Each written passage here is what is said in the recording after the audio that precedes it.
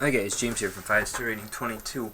I wanted to do somewhat of a recap or summary, if you would call it, on kind of things that we have learned to this point, and then also cover, talk a little bit about protecting your miniatures. We've learned a good bit of different things, and so from what we've learned, well, we've learned plenty enough that you should be able to go out and start, a lot of those techniques, a lot of the easier ones, base coating, dry brushing, washes, and even some glazes. You should be able to get into those, stuck into those, and be fairly adequate at it pretty quickly.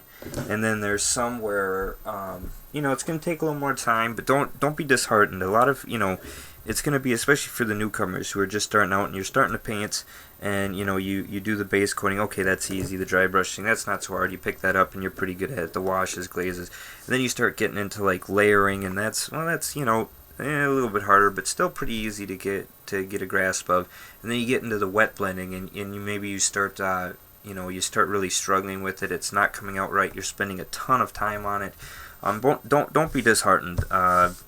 Some of the techniques, especially once we move past this and start getting into some of the other techniques, you're going to learn that you're not going to grasp hold of them as quickly as others. And even people who have been painting and wet blending and doing OSL and non-metallic metals and such, and have been doing them for years and years and years, find that it is very time consuming. It is, and it's not something that you just start doing it and you're good at it right away. It takes practice, and and it's almost like a constant thing. And like I said before, even with my wet blending, it's not something that I use hardly ever, unless I'm doing like a competition model or some non-metallic metal, or I really want to make a nice character or something like that. I don't use it that often at all, but I'll still try. Every once in a while I might mess around and just grab a miniature and just kind of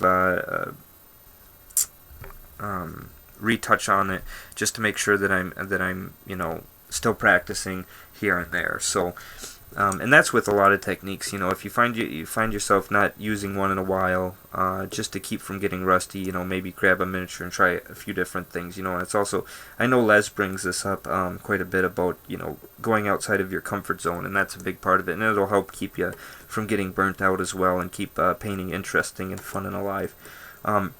But we learned a bunch of techniques, and it's enough to get stuck in, start painting miniatures, and start doing them pretty well, and then you can start growing on those techniques. But I wanted to recap a little bit on a few of them. So one of them was on helping the slow time, or the dry time, on your acrylic paints. And someone had actually, told me, have you ever tried the Vallejo retarder? And it was not something that I had tried. And so I went and got some water-based retarded medium, which I had to go 2 hours away to actually get it. But I got some, I tried it out, and I love it. One of the things he said was it was less glossy. Absolutely. It is far less glossy than the slow dry. So I'm very happy about that, and I love that. Thank you very much for the heads up. And then, for everyone else out there, you might want to give this a try. It's by Vallejo. It's their water-based retarder medium, and it works great.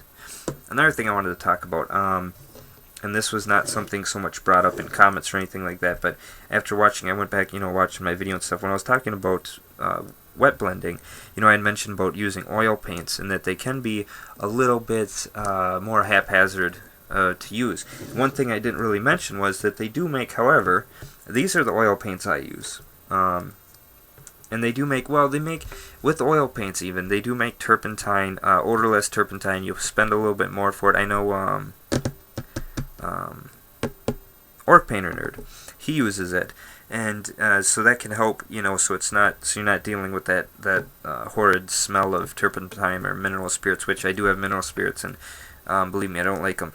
But they do make water mixable oil paints. Now, one thing I have noticed is that the water mixable oil paints are not as nice as the regular oil paints. I don't know why.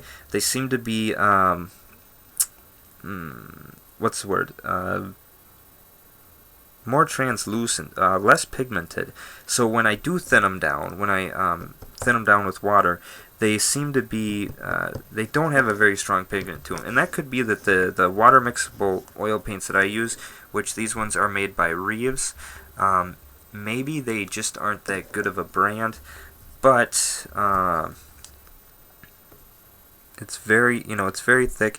And another thing I noticed that inside these toothpaste containers, I guess I call them, it's like an aluminum or nickel, I guess. I'm pretty sure it's aluminum. But they seem to, they're separating in the medium, and of course that isn't too big a problem when you put them out and mix them up, but I do find that they seem to be pretty translucent. And I actually did a swatch up here. Where is it? So I could show you this here. Where is this it? This is it. Okay. So this is some of the oil paints in this are still not dry. Okay. But here's the using some of the oil paints, and you can see how much smoother the gradient is using oil paints, as they are just, you get a lot more playtime. And you can see I put my finger across there, and there's still, I did this, oh man, I want to say a week ago almost.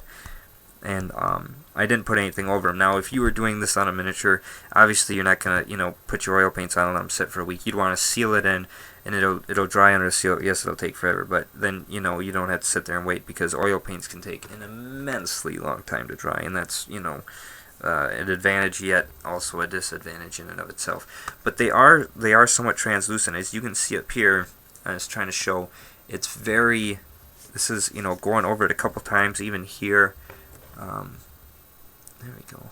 You can see it doesn't have very strong pigment. And again, maybe that's just the brand I use. That's something I've never invested much time into looking into, because I know there are other brands of water mixable oil paints, but this is the only ones I've ever used. So maybe, there's another question for you guys. Maybe you guys know of a really great water-based oil paint, or a water mixable oil paint out there that is better than the Reeves here. And these are pretty cheap.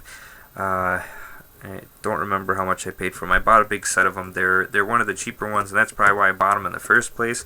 And I've had the same set for, oh my gosh, a long time now. So I mean, they've lasted me a long time, and they're fine. So that's something that you can do if you want to try the oil paints out, but you're worried about messing with the turpentine or the mineral spirits. They do make a water-based or a water mixable oil paint, and I wanted to let you know that, so that it's good to go out there and test things, and to try things out. So so with that all intact, so you learned all those different techniques. Now you got a nice miniature, and you want to make sure to protect it, whether it be it's just going to sit around to be displayed, or if you're going to be using it in actually the game in tabletop gaming, then especially in tabletop gaming, you want to make sure to protect it. And what that is we're talking about varnishing, or putting a coat over the top of it that is going to help protect it. So regular handling of the model and such is not going to rub the paint off or have it come off as easily. So we like to put on a varnish at the end, or a glass coat, matte coat, whatever it may be, to help protect it. So there's lots of different brands out there. And if you don't have an airbrush, you can go out and buy the stuff in the cans. Army Painter makes an excellent matte varnish. Their glass varnish would work fine too, as well as Testers makes some spray can varnishes as well. And really, either one of those would be fine. I would recommend sticking with the miniature, the varnishes produced towards miniatures, than going towards like the more generic stuff you get at the store. But if you do have an airbrush, which nowadays a lot of people do, then my advice is to go out and buy the stuff that you can spray through the airbrush. Some great stuff. Actually, what I like using the most, and I'm pretty addicted to it, is the satin varnish. It's great. It's not it's this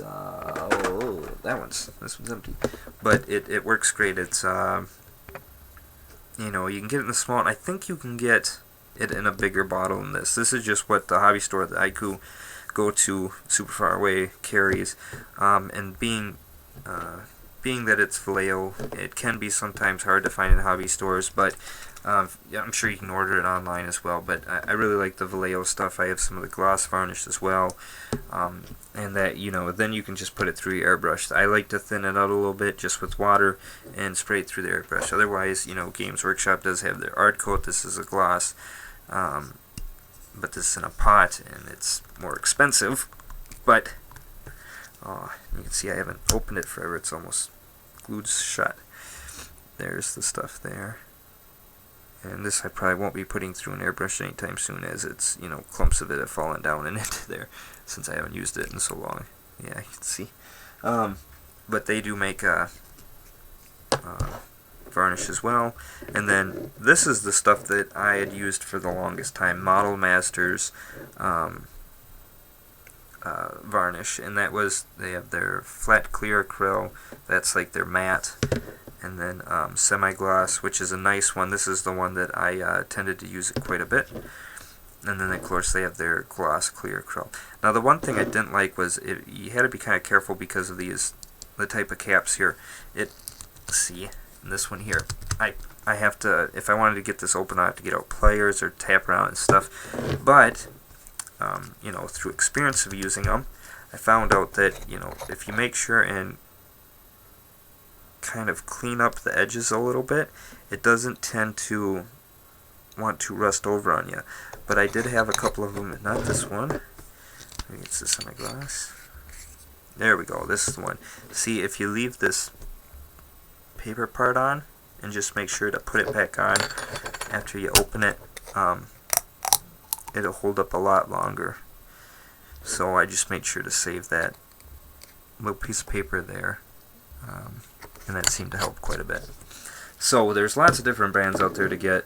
Again, I would buy one that is, based towards miniatures, thin it out with a little bit of water, and put it on. Now, to talk a little bit about the difference between a,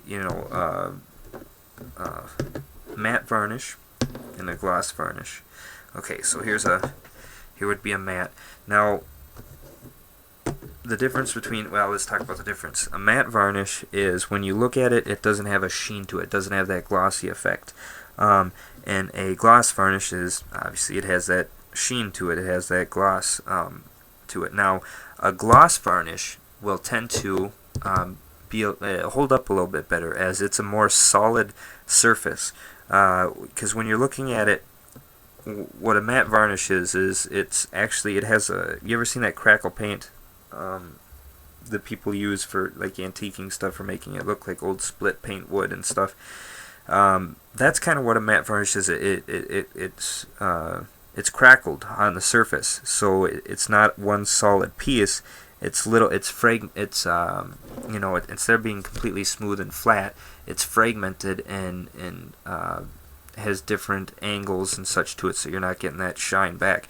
And that's what a matte varnish does, is it adds a crackulature to the top so it doesn't look shiny. Now, so a matte varnish usually isn't as protectant as a gloss varnish, just because of the fact that a gloss varnish is a solid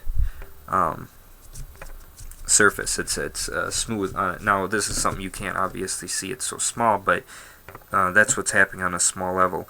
And so a lot of times what will happen is people like to put down a gloss varnish first for the protection, and then dull it back down with a matte varnish.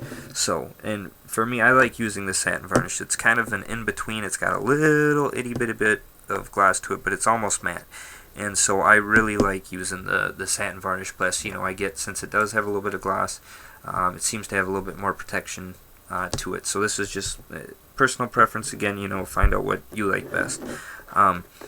But so that's how you protect your miniatures, and you can spray that over the whole thing, and that's something that there's no really skill to it or anything. Just make sure you have nice even coverage, and again, the thicker you put it on, the more protectant it will be. Do it in thin layers. Don't do it in one thick coat, otherwise it'll look gloppy and gloopy. But again, it doesn't take much to protect it, and it should be just fine, unless you're really roughen up your miniatures. So, but it's good to protect your miniatures, especially after you put a little bit of time in painting them.